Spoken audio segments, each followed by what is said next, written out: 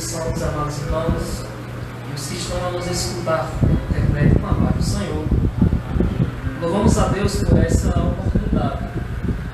Nós não podemos estar no nosso templo, na nossa casa de oração, louvando a Deus como de costume.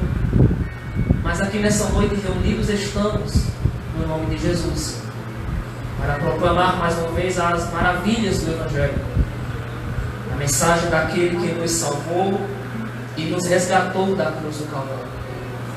Eu quero convidar a todos os irmãos a abrir as nossas Bíblias no livro de Atos dos Apóstolos, no capítulo 2, a partir do versículo de número 22.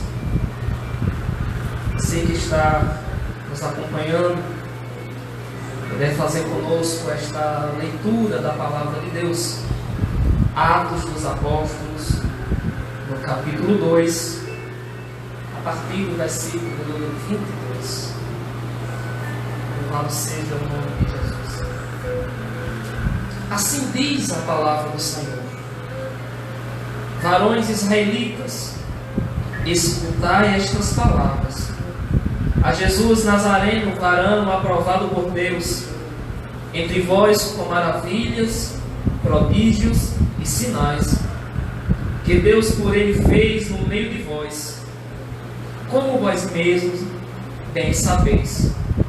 A este que vos foi entregue pelo determinado conselho e presciência de Deus, tomando vós o crucificastes e matastes pela mão dos injustos, ao qual Deus ressuscitou, soltas as ânsias da morte, pois não era possível que fosse retido por ela. Louvado seja o nome de Jesus. Na ocasião, o escritor de Atos dos Apóstolos, ele registrando as palavras do apóstolo Pedro, na ocasião da festa de Pentecostes, no último dia, após o batismo com o Espírito Santo, e os sinais de Deus serem manifestos aos corações dos irmãos, línguas como repartidas como de fogo sobre a cabeça dos irmãos, eles começaram a falar em novas línguas e proclamando as verdades de Deus, aquilo que os ouvintes, ouvindo e entendendo, diziam: são os oráculos de Deus, a palavra de Deus.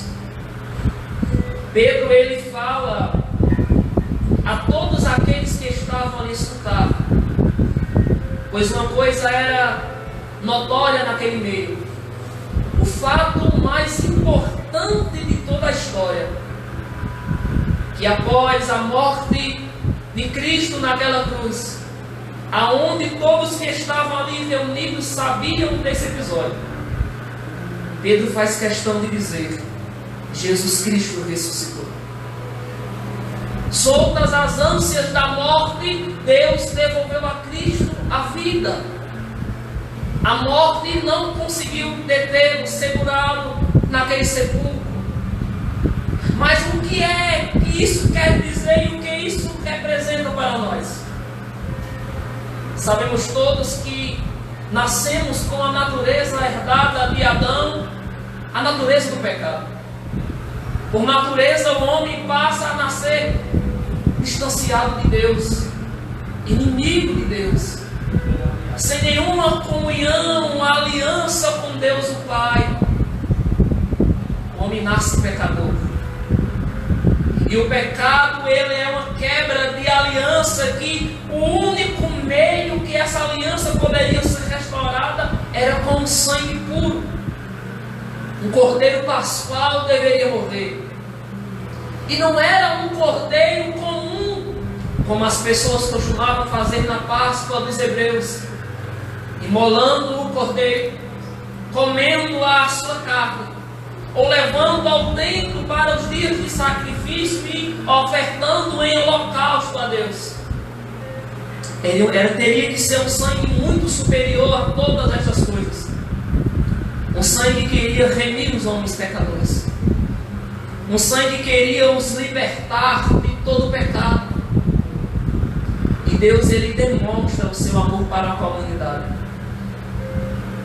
Uma coisa é certa: Deus nos ama, mesmo na condição de pecadores que nós nos encontramos de Deus, nos ama.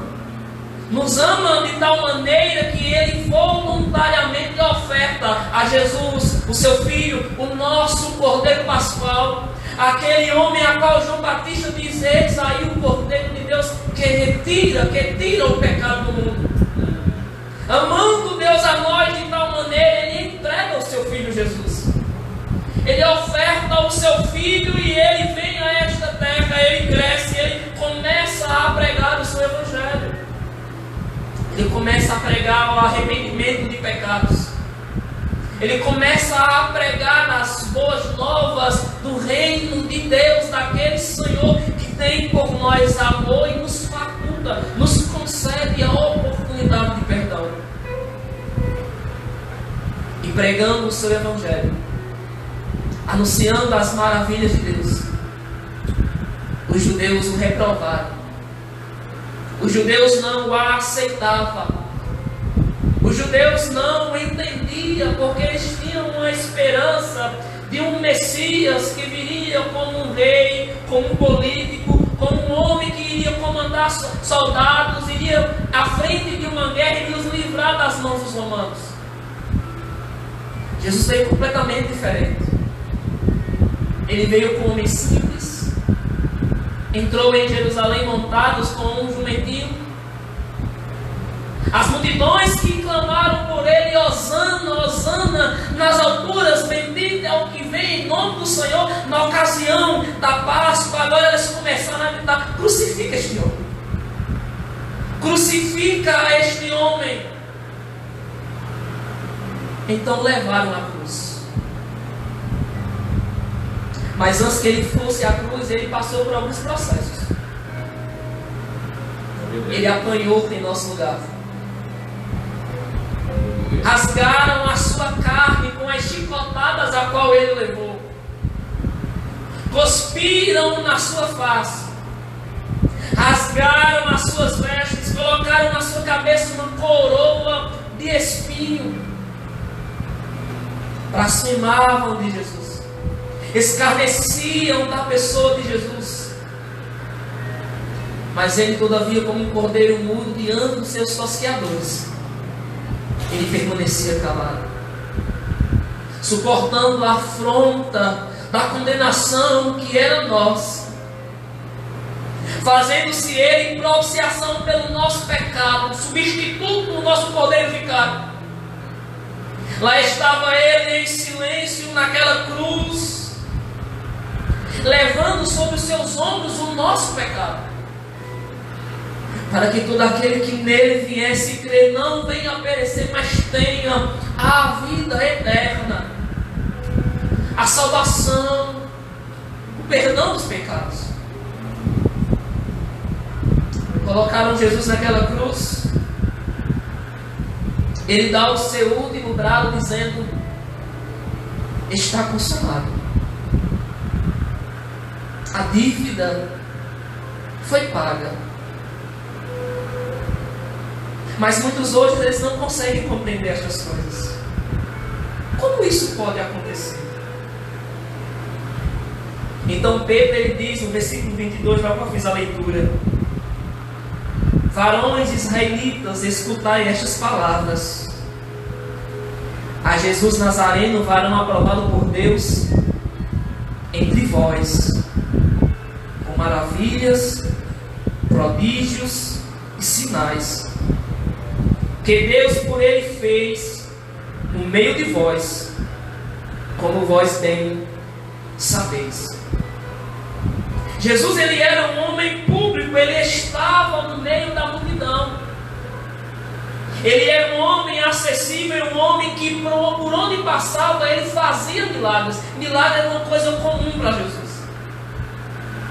Um homem que chegava no morto de 4 dias, chama ele pelo nome e diz: ei, vem para fora. Um homem que chega numa certa cidade, numa região, estava lá um homem endemoniado, a qual vivia nos sepulcros, comendo as vísceras dos defuntos. Este homem, ao aproximar de Jesus, cheio com seus demônios, Jesus expulsa os demônios daquela pessoa e devolve a vida da qual ele tinha sido roubado. Ele liberta aquela alma. O homem que chega para um cego de nascença e abre-lhe os olhos. O homem que chega até uma pessoa que está lá com a mão encolhida, mirrada, a mão curta, ele diz: estique a mão, e ao homem esticar a mão, o osso se iguala com o osso da outra mão. Jesus, o varão aprovado por Deus, ele era um homem de dores, de milagres, de prodígios, do qual Deus o honrou sobremaneira. E a este ele foi entregue pelo determinado conselho e presciência de Deus, versículo 23.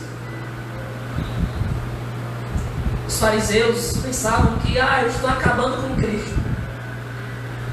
Eu agora vou destruir as obras que este homem faz. Eu vou desfazer os seus intentos. Eu vou pôr por terra tudo quanto ele tem dito, porque morrendo-se esse pregoeiro, vai-se embora as suas palavras. Só que era propósito de Deus. Era Deus quem a todos estava conduzindo. Deus que entregou Jesus. A minha vida sou eu quem dou. Ele próprio disse: ninguém de minha toma. Ele mesmo entregando a sua vida num conselho divino, porque o Cordeiro de Deus, ele já estava morto muito antes da fundação do mundo. Já era propósito de Deus resgatar um homem que agora estava perdido e maculado pelo pecado. Tomando vós, crucificastes e mataste pelas mãos dos judeus. Os judeus, pegando a Jesus, o entregaram a Roma para que Roma desse a pior sentença de morte da sua época, a sentença de cruz, aonde se durava horas e até mesmo dia, a pessoa sofrendo lá, crucificada, ferida, o seu sangue escorrendo pelo chão, as aves atacando o seu corpo ainda em estado de decomposição, com um pouco de vida que ele restava. Entregaram Jesus a esse propósito. Todavia, existe uma boa notícia em tudo isso. Aleluia. Ao qual Deus ressuscitou, soltas as ânsias da morte, pois não era possível que fosse retido por ela. A morte não pôde segurar o nosso Jesus. A morte não pôde retê-lo, detê-lo, impedi-lo de concluir o propósito a qual Deus já tinha estabelecido. O cordeiro morreria, mas ao terceiro dia seria ressuscitado.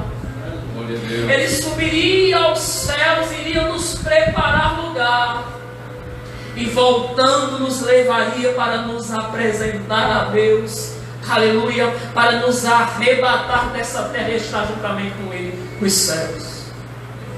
Ele ressuscitou. Jesus não foi um homem comum que pregando morreu e a sua história acabou dessa maneira, como um bandido qualquer, mas como o Senhor que triunfou sobre a morte. Ele ressuscitou e, lavando as nossas vidas com o seu sangue, nos comprou para Deus as primícias da sua obra. Aleluia, Jesus.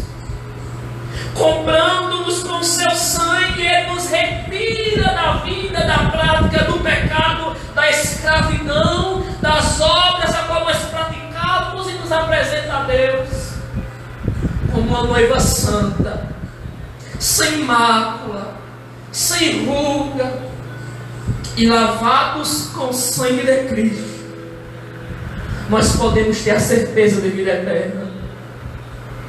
A nossa esperança ressuscitou ao terceiro dia. A nossa esperança é estar vivo, e vivo Ele estar assentado à destra de Deus o Pai, aguardando nós agora com confiança, alegremos as nossas almas nessa certeza. Jesus ressuscitou. Jesus ressuscitou. A morte não pôde segurá-lo. A morte não pôde deixá-lo preso naquela tumba. Ele está vivo. E Pedro dizendo: falava, irmãos, tinha testemunhas. Só fazia 50 dias que isso tinha acontecido, que ele tinha ressuscitado, e ele subindo aos céus. Aquela multidão que o vira subir, os anjos disseram: ele vai voltar, assim como vós os viste subir. Querido ouvinte, amado irmão, alegremos nosso coração nessa certeza. Ele está vivo. Ele está vivo. A esperança para nós pelo sangue daquele que na cruz morreu em nosso lugar. O homem que estava na cruz do meio, o nosso Senhor e Salvador Jesus Cristo, está vivo. E assim concluindo a sua obra, ele veio, morreu, ressuscitou. E nós que aqui estamos reunidos nessa noite, e a você que nos escuta, aguardamos essa esperança na certeza que assim como ele veio, morreu e ressuscitou, ele voltará para nos levar para os céus. Que Deus possa aplicar esta palavra nos nossos corações, em nome de Jesus. A nossa esperança, ele está vivo, e o seu nome é Jesus Cristo de Nazaré. Que Deus nos abençoe.